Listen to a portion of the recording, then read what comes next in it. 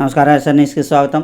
సిద్ధం సభకు సురవరపపల్లి పార్టీ కార్యకర్తలు, అభిమానులు భారీగా తరలివెళ్లారు. వైఎస్ఆర్సీపీ పార్టీ ప్రెసిడెంట్ సనేబోయిన వెంకటప్పయ్య ఆధ్వర్యంలోనూ మరియు పరుచూరు నియోజకవర్గం పార్టీ ఇన్ఛార్జి ఎడం బాలాజీ, ఎస్సీసీఎల్ రాంబాబు ప్రోత్సాహంతో కదిలి వెళ్లిన అభిమానులు